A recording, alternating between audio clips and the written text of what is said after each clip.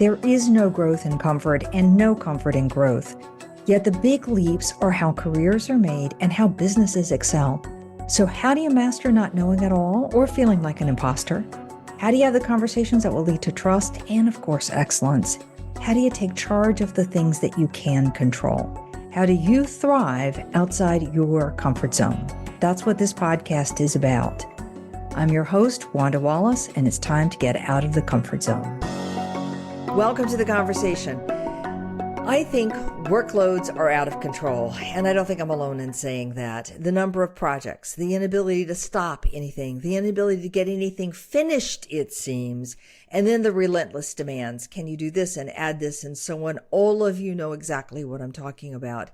And all of that, just the sheer volume of it, the pressure of it, seems to me to be adding enormous stress to you as a leader, meaning how am I going to get all my team to do on this, or how am I protecting my team, as well as stress for the team on the demands in the team.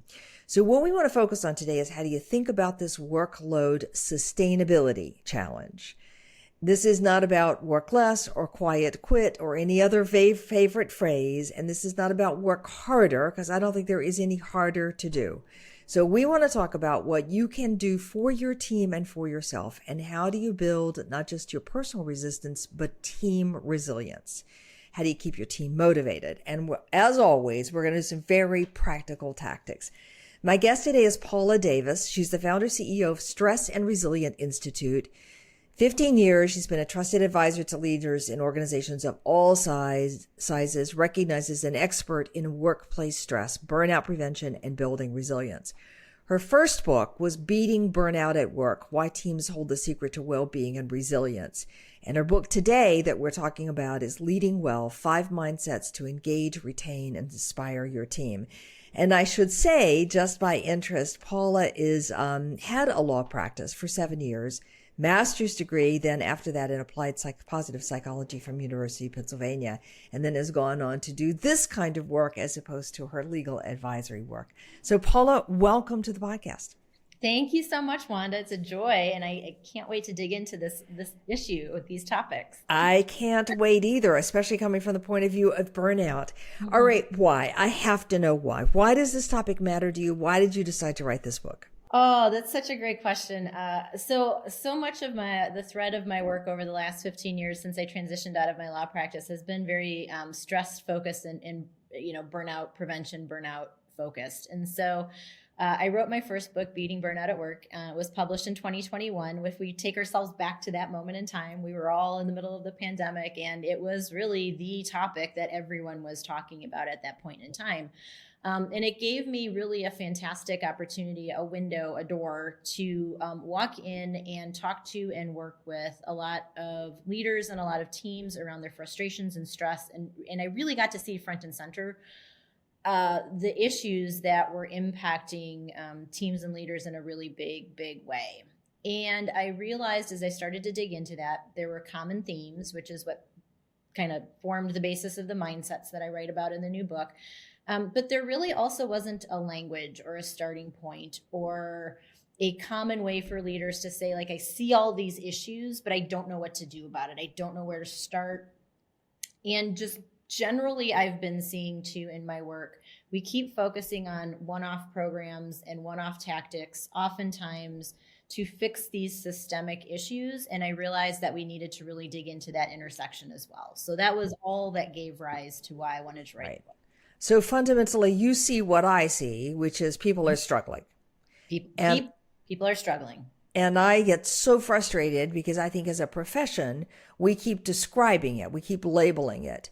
Oh, that's burnout. Oh, that is pressure. Oh, that is, you just need to motivate. And we say motivate or build resilience. But none of those give you any real tangible things to do to actually alleviate the problem. No, and certainly nothing long term, right? There's a lot of like short termism, a lot of band-aids, a lot of short type of like random tactics to try and conquer these larger and deeper seated issues and goals for companies.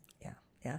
I keep hoping that as much as various people like to complain about the younger generation, that the younger generation is going to force us to deal with some of these problems rather than just keep pushing them under the carpet and hoping next year is better. All right.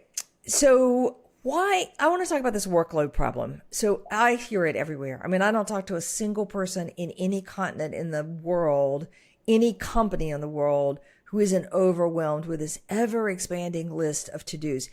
And it's not just the to-dos, it's the double down and double check and recheck and risk assessment and somebody sign off and re-sign off. And it feels like we're over and over and over spinning our wheels and can't get anywhere. What's your perspective on what's really driving this problem? Yeah, I mean, first of all, I'm seeing the same thing that you are. And I mean, this was a clear marker and continues to be a clear marker with the teams and leaders with whom I've worked over the past handful of years and obviously now, is the workload unsustainability, the unsustainable workload piece. And so I really knew I had to dig into this for my book, and I really didn't want to because this is a very complicated issue. And so I tried my best to kind of wade into that. And there's really a whole host of things, and not all of these pieces may be impacting your organization or your teams or your leaders, but some of them certainly are. And I think it's the starting point for leaders to realize, all right, we've got to figure out kind of the underneath layers of what's causing this if we're going to do anything about it. And it's things like impact blindness, right? We've either grown so fast or things have changed and we're losing track of the initiatives that we have in progress. It's limited line of sight. As a leader for my team, I know what my team is focused on and working on, but I'm not really focused on other teams in my organization. And so I may underappreciate everything that everybody else has on their plate. Band-Aid initiatives, a little bit of what we were talking about already, right? We've got so many little things open, but we're not giving the resources and the support to meaningfully help teams really be able to fix what is turning into, or what really always was, a really complicated issue. And so it just the project or the pieces stay open. And then I think also too, like just failing to rebalance when people leave, right? There's a lot of shift and growth and layoffs here and there, depending on industry. And you keep the workload at the same level, but you don't have nearly the same number of people to help. And so that's an issue. So it's a combination of different things. I see also, I had two things I want to call out and get your reaction to. Mm-hmm. One is, a new leader comes in, they're looking to make their mark. And every leader coming in wants to make some change. And that's what your job is largely, is to change things, hopefully for the better, not for the worse. But that means you have to start something. Mm-hmm. And it gets added. What we don't do is kill anything. Yes. And then we layer mess on top of mess. So that's my first comment. Second thing is, I think we have layered process on top of process, on top of process, on top of process. When I feel like we need to drag back the work of the 1990s with process reengineering and say, can't we simplify the processes? And I know companies are saying that everywhere, but it's making zero impact. Without question. And I mean, even just these two comments you set forth illustrate the complexities that we're dealing with, right? Because and to your first point, leaders wanting to make their mark, and they're coming in and they have their agenda, or they have their ideas, or they have their way that they want to see the culture or their teams shift or the work, change or what have you. And you're right that it is oftentimes, I think, maybe very intentional for them to want to add their agenda or piece to it, but unintentionally not being as intentional with what do we shed, or what does this mean for what I've sort of walked into, what the output or the project basis or initiatives look like as I came into this role. And I just don't think there's a lot of questions around that. And I think oftentimes too, leaders are tasked to get the job done, to make the change, to make their numbers, to advance, the goal. And that becomes the central focus. And we just start progressing in that direction without the intentionality of that other piece. Yeah. Yeah. That's a big issue. I was just talking to a leader this weekend, a young leader this weekend, who's got, a global team and people scattered all over, and everybody has got their piece of a big initiative that they're trying to drive forward. All I will give the leader credit for, seemingly well organized. But you have one person in that mix who just says, okay, given the timeline and the pressure, I'm going to do everything I can just to make it happen. And often then ends up with solutions that are not ideal, expedient for the timeline, but end up with back-ended problems. And it's just that kind of craziness that's going on right, left, and center. Okay, so now the question is, so what do we do about it? Right. And I guess this is the point to say, what are the 5 mindsets? Sure. So there's a collection of practices that become really important for leaders to think about. And the one piece that I always like to emphasize is you don't have to do all of these pieces, but think about where your best entry point is as we kind of talk about and explain some of this. And so the first piece is oftentimes, the first mindset is oftentimes where I will tell leaders to start, simply because it's such low-hanging fruit. It's low-hanging engagement, well-being, resilience, motivation fruit. And that is with prioritizing what I call sticky recognition and mattering. So sticky recognition is my little phrase, and I define it as a way to show a person or a team the evidence of their impact. So we know when we have a keen awareness of the impact and the significance that we're having in our world of work, it just unlocks what I call a whole host of psychological fuel. We just show up and interact with our day-to-day in a much different way. And the other piece that I ended up discovering as I was digging into this concept of sticky recognition is that it unlocks something called mattering. And mattering is our combination of wanting to know that we're achieving and working on things that are important to us, but that we're also being noticed for those things as well. And that doesn't mean we have to have 17 cheerleaders and a band show up at work every day, but that those little moments of hallway conversations, or before the Zoom meeting starts, you ask like, hey, how's the family doing? I remember so-and-so had a softball game last week. How did that go? Those tiny moments of just noticing, affirming, and letting people know how you rely on them do an extraordinary amount of great stuff for us in terms of those outcomes that we want to see. And so, most of it is very simple, quick types of things that don't take much time at all. And so prioritizing that first. The next mindset is to amplify what I call ABC needs. So that is another very powerful combination of needs that we all have in our world of work. We need the A is a measure of autonomy. I want the ability to choose my own adventure a little bit in the confines of my work. I need a sense of belonging or connection and community. And then I need a sense of challenge. I need a sense of growth. I need a sense of knowing that I'm advancing toward things that are important to me, and that you as my leader or understand what that is and are helping me see that or get there. And then we come to the workload sustainability mindset, which is, how do we start to get our arms around that? And I realized after all of my digging and sleuthing and research that it really comes down to 2 big pieces. It is, how do we create better teaming practices? And how do we allow for enough recovery, enough of that, pause piece? And we're not doing either one of those things well. And then coming back to that one. Okay. Yes. Yes. And then creating a sense of what I call systemic resilience. So we talk a lot about the concept of resilience, but thinking about it not just from an individual perspective, but also from a team perspective. How do we build resilient teams? And then how do we build resilient organizations? So that's a lot to unpack in and of itself. So my chapter just focuses on the team side and the organization side. And then the last mindset is really about values, alignment, and meaning. What can leaders do to amplify or create a sense of meaningful work for folks? And to your point, about the different generations, I'm part of Gen X, and I think that I know that having a sense of values, alignment, and meaningful work was really important to me. I think our generation just sort of fell in line, though, as we sort of ascended through our work. But it's a critical must-have for particularly younger millennials and those in Gen Z, and I suspect those that will follow behind Gen Z. So that sense of meaning in our work is really important as well. So you can see over the arc of the 5 mindsets, what we're really talking about are again, what I call good teaming practices and good human strategies. It's that combination or blend that we really need to start thinking about to help ourselves really start to tackle, I think, the root causes of the stress and the disengagement.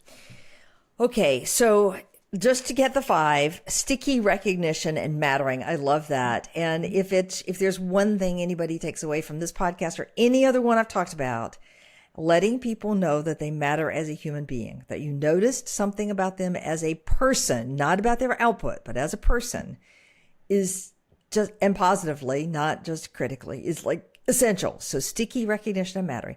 2, ABC needs. You're looking for a quick course on motivation, autonomy, belonging, challenge. That's it. Straightforward. Make sure everybody on your team has some degree of each of those. C, workload sustainability, which is about teaming practices and about recovery, coming back to that one.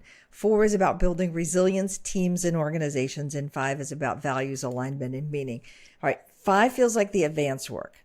Yeah. I want to dig on the team resilience. What I find fascinating about this book and about your approach is we talk about individuals being resilient, and we always give the values of we're going to be a resilient organization.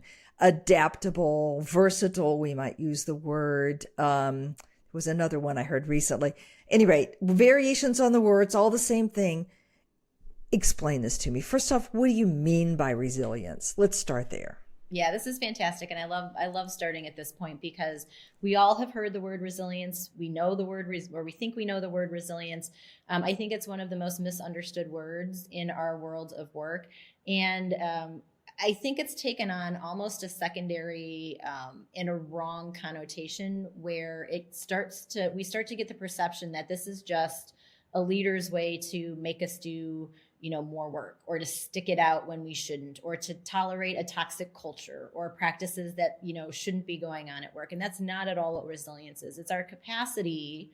So think about it that way. It's our capacity, and it's really a skill set to be developed. So it's a capacity for us as a team, individually, team, organization, to be able to deal with and navigate our challenges, obstacles, failures, stressors, setbacks, problems, challenges, whatever word you want to put in there, right? So how do we get through all of that? Or how do we meet the moment with all of those things that we're dealing with, the change, the uncertainty? And then the second part of the definition is that how are we growing from that experience? So we just went through the gauntlet. We just experienced this massive issue or small little challenge or problem, because it doesn't always have to be a big thing. And what did we learn from that? What are the lessons that we can take from that so we can apply them to future challenges going forward? So resilience is more than just bouncing back. It's also bouncing forward. How do we collectively together now then look at the next challenge differently and in a better way so that we can go through it perhaps quicker or at least more efficiently? And again, continuing to learn as we go through that. Right. Years ago, the best practice from the best teams is that you would take time after completing a major thing, and you would pull back and you'd say, what did we do well that we want to do again? What do we want to change if we were doing it again? And what did we learn? And some of the best ones actually document that. Heaven forbid. Like this was an offsite for even 2 days with some of the major projects.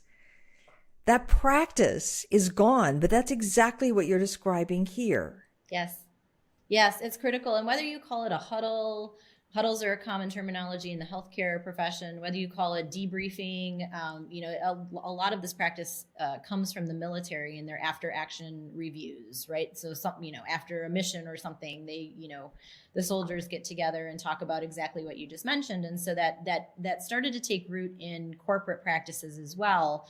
But I think, again, the unmanageable workload and the busyness start to pull us away from some of these great practices. And there's newer research also suggesting that when teams do that, utilize that approach, and it doesn't have to be long. I mean, you can have a 5-hour facilitated debrief if you want to, but if you have those sort of micro huddles more consistently, especially after smaller challenges, the research is showing that teams that do that consistently actually show less burnout, because people leave those conversations feeling really supported, and they leave with a better understanding of what their role was in the arc of whatever the challenge or issue or problem was, and they have a better understanding of how to move forward after that. And so they're really, really valuable tools, for teams to take advantage of.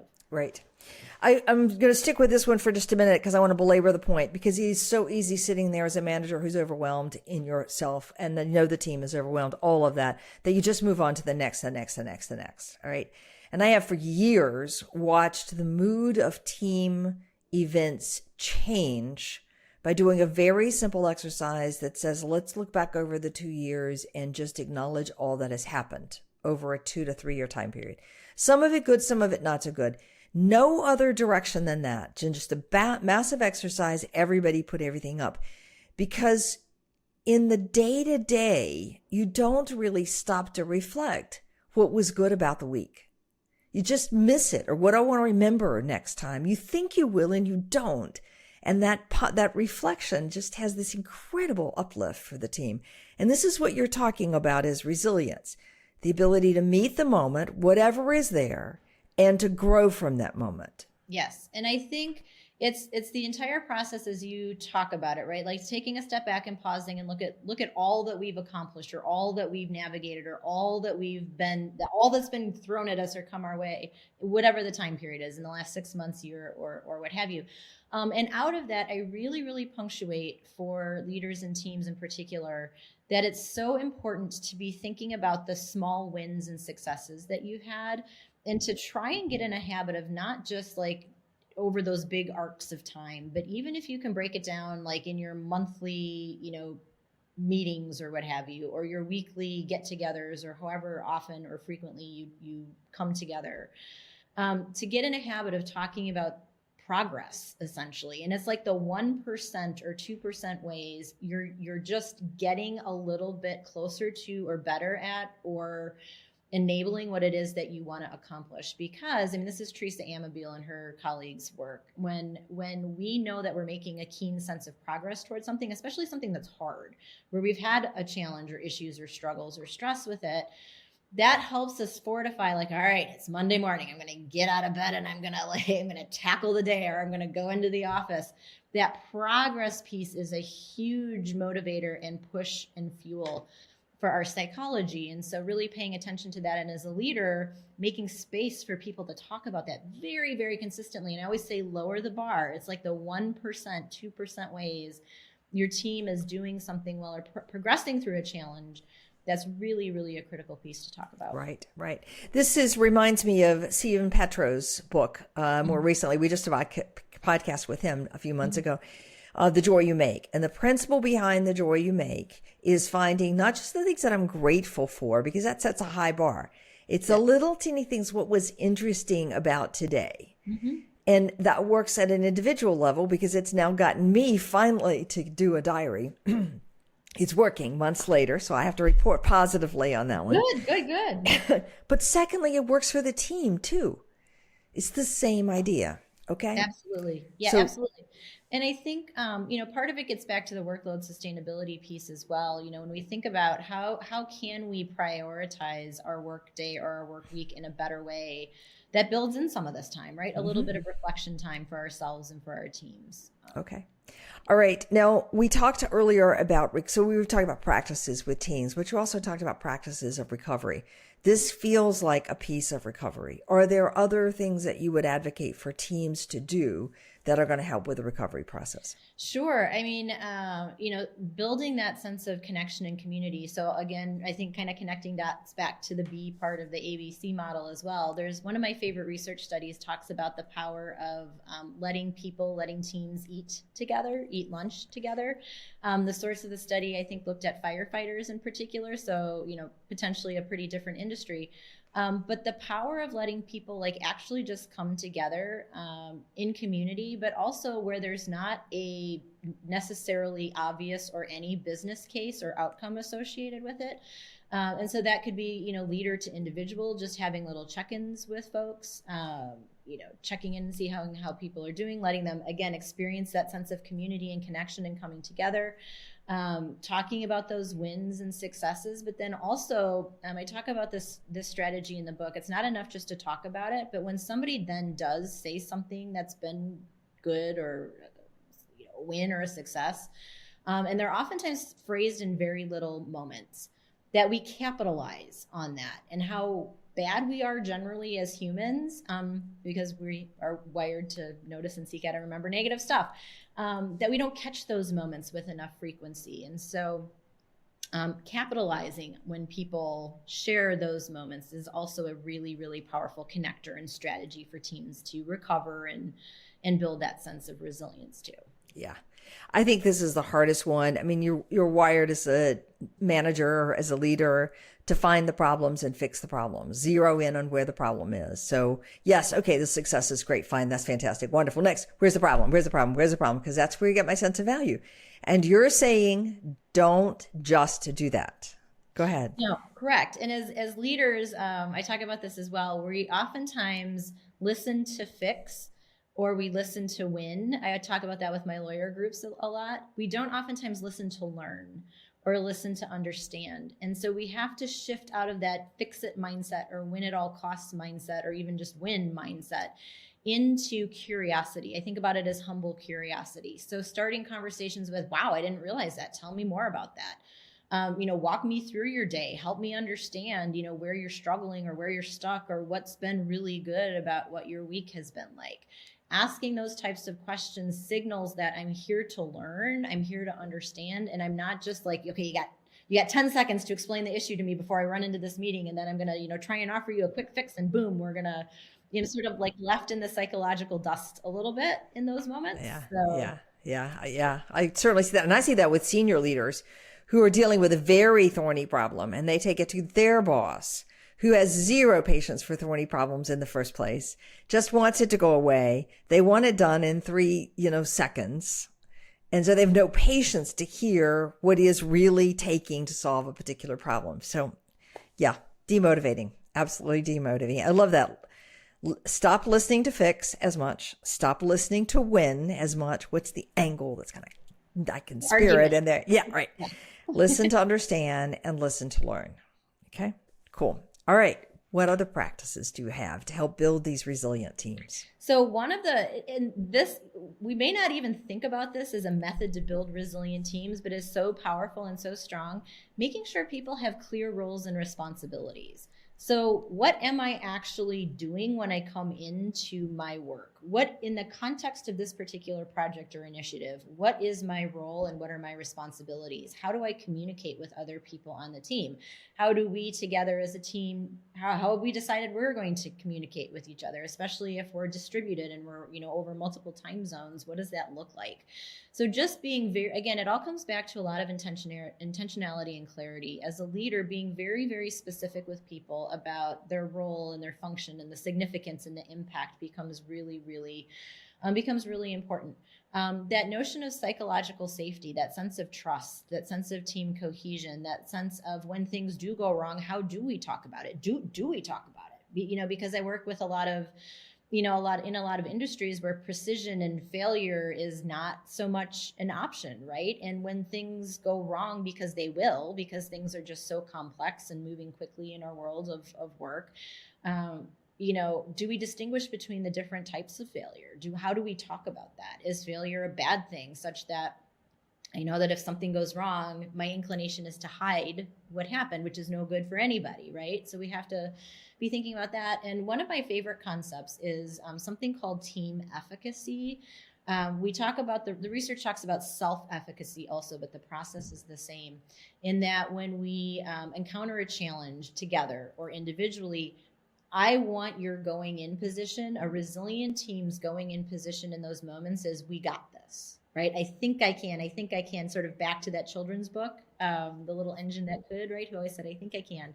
Resilient teams approach obstacles and problems and setbacks and uncertainties with that I think we can mindset, either because they've worked together, the culture is such that, you've got that glue and that sticky recognition and mattering built, you've got cohesion and trust such that we know that we can address these things. We may not see how it's all going to unfold, but we know that we'll figure it out along the way. And so it's important for teams to develop that as well. So right. Those are some of the bigger pieces. I love that. All right, let me just see if I can do a halfway decent review of all the things that have come through here, because there's a lot of it.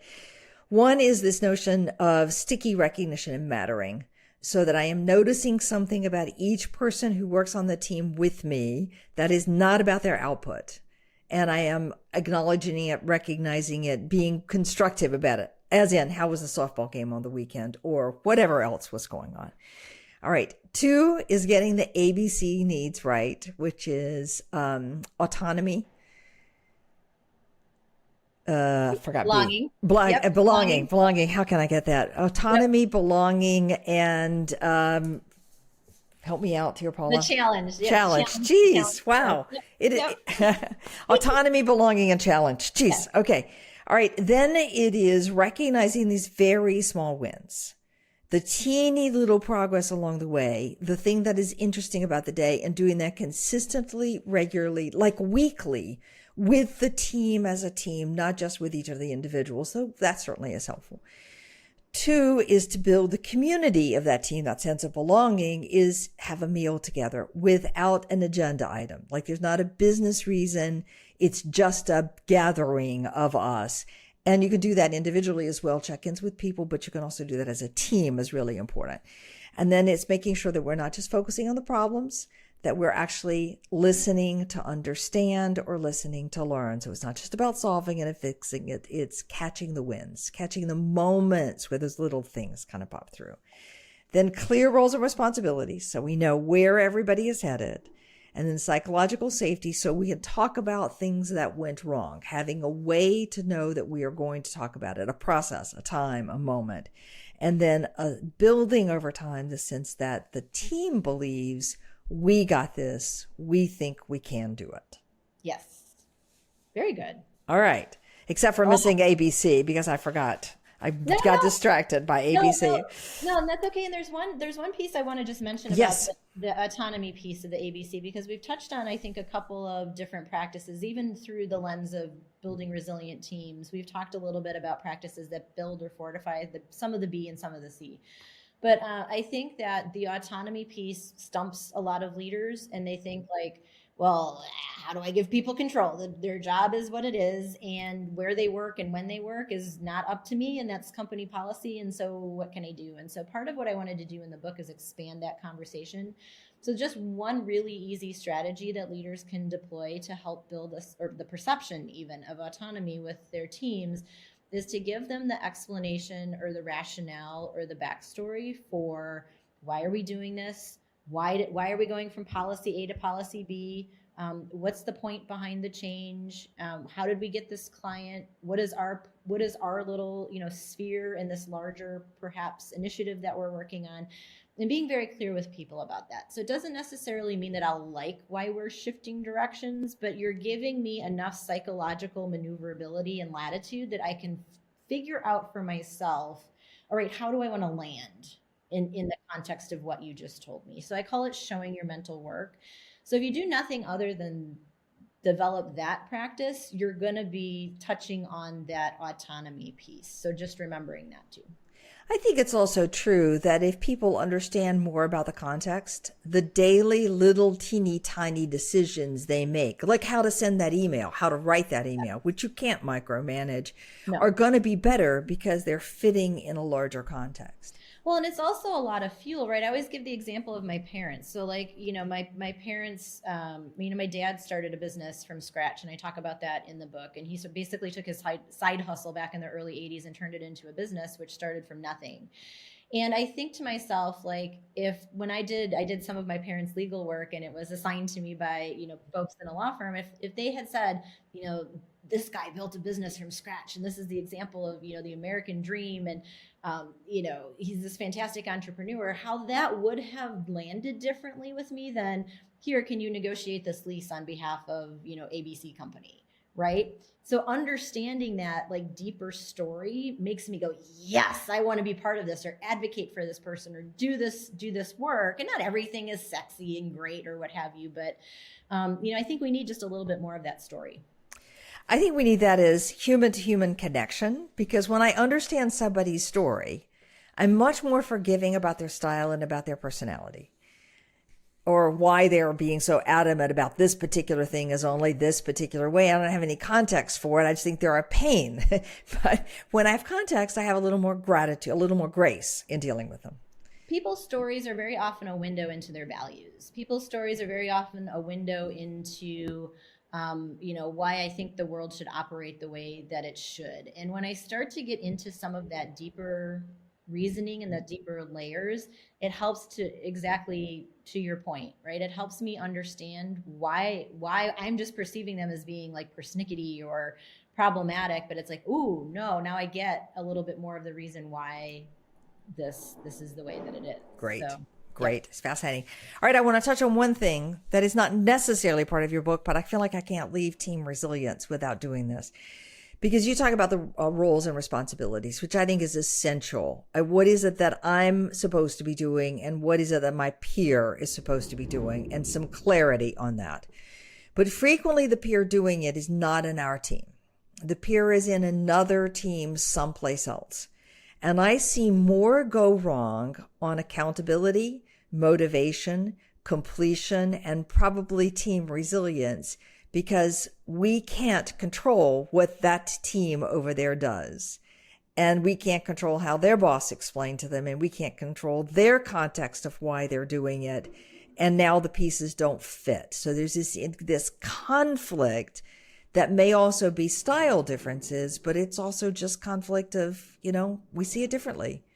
How does that play into this whole thing about team resilience, and any advice you have to offer? Yeah, I mean, that's a pretty complicated issue. And I think that, when I was learning about resilience, back at UPenn and learning the Penn Resilience Program and model, I mean, one of the big hallmarks of what we talked about is, focusing on what you can control. And I asked that question to almost every single team in the context of our burnout conversations, right? There's lots of macro issues that are playing in on our stress. What do you have the ability to control, motivate, or influence or leverage, right? And I think we have to do a better job at just understanding, like, what are those pieces, right? All right. So maybe I can have a conversation, peer to peer or leader to leader, or talk to my leader to say, hey, can you talk to ABC team over here and mention that, things aren't working, and you need to have a conversation with that person's leader, like peer to peer, about what's happening. Are there communications or conversations that I can be having or being more explicit about with the people with whom I work? Are there little pieces that I haven't shored up in terms of like trust or other pieces like that? I mean, it's really about starting from the perspective of, and resilience is about starting from the perspective of, what can I control, influence, or leverage? And I have to really understand, when I don't have control, influence, or leverage, either I have to let it go, or I have to somehow modify or circumvent or do something else, because we're going to be wasting a lot of energy and spinning our wheels, not making any progress with anything. And so this is a really complicated issue, but it's the core of where I always start with folks and have them start to map that out and talk about what that looks like. I like that one. I think we often write the script of the other person is somehow wrong or misguided or not motivated or some other version of that thing. And we stay stuck to our script. So we don't actually look at what are the pieces I can take action on, which give me a sense of agency or a sense of efficacy, and the team a sense of efficacy, and off we go. So, yep. What am I in control? What can I do? What can I manifest? What can I influence? What can I leverage? What can I control? I like that. What can I control? What can I influence? How can I motivate? And what can I leverage? I think that's a really good one. All right, Paula, what a fascinating discussion. 5 mindsets. The notion is building team resilience, which I think is fabulous. It's not just all down to the individual and the one individual and off we go. Team resilience. 5 mindsets. Prioritize sticky recognition and mattering. ABC needs first, which is autonomy, belonging, and challenge.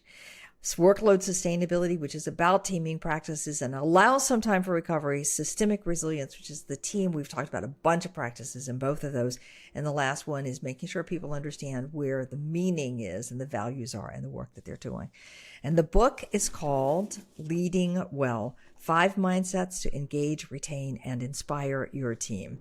Great advice, Paula. If somebody wanted to get in touch with you, where can they reach you? Yes. So my website is the hub of all things programmatic, book related, and my on-demand resources and all of that. That is stressandresilience.com. Wonderful. All right. My guest today, Paula Davis, stressandresilience.com, and the book is Leading Well. Join us. Thank you for being here, and join us next week for another episode in Getting Out of Your Comfort Zone. Leave us a comment too on outofthecomfortzone.com. Send me an email. Love to hear from you at any given point, and join us next week. Thank you for joining us today. Tune in for another edition next week with Dr. Wanda Wallace on the Voice America Business Channel. Reach outside your comfort zone this week.